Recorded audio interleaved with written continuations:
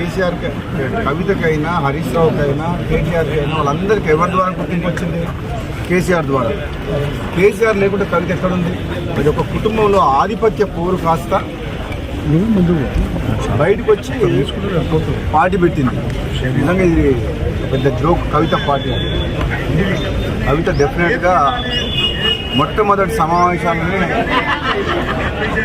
ఒక ఆడకూతురు, ఆడపిల్లకు తండ్రి అంటే ఎంత ప్రేమ ఉండాలి. ముఖ్యంగా తండ్రికి కూతురు అంటే అంతే ప్రేమ ఉంటుంది, కూతుర్లకు కూడా తండ్రి అంటే అంతే ప్రేమ ఉంటుంది. ఆయన ఒక ఉద్యమకారుడు. కేసీఆర్ తెలంగాణ రాష్ట్ర ఏర్పాటులో కృషి చేసిన వ్యక్తి. అటువంటి వ్యక్తిని స్వయాన కూతురే ఆ విధంగా మాట్లాడడం అనేది డెఫినెట్గా ఆమె మొట్టమొదటి సమావేశంలో తప్పు చేసింది.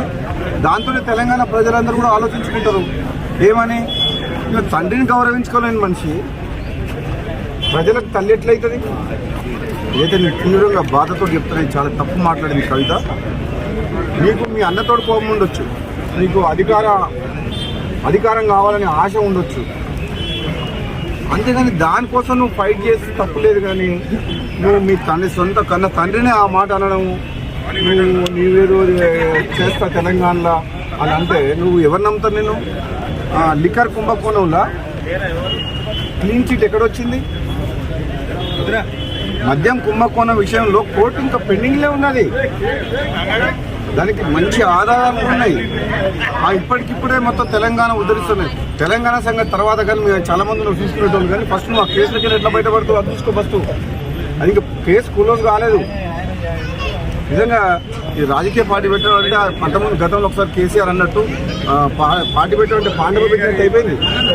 మీ దగ్గర పైసలు ఉన్నాయని చెప్పి కొంతమందిని తీసుకుపోయి ఒక ఫంక్షన్ హాల్ తీసుకొని నీకు సోషల్ మీడియాలో చేసుకొని పార్టీ డిక్లేర్ చేసి పడేసింది. అది కూడా పోయిపోయి తెలంగాణ రాష్ట్ర సేన టీఆర్ఎస్ అంట.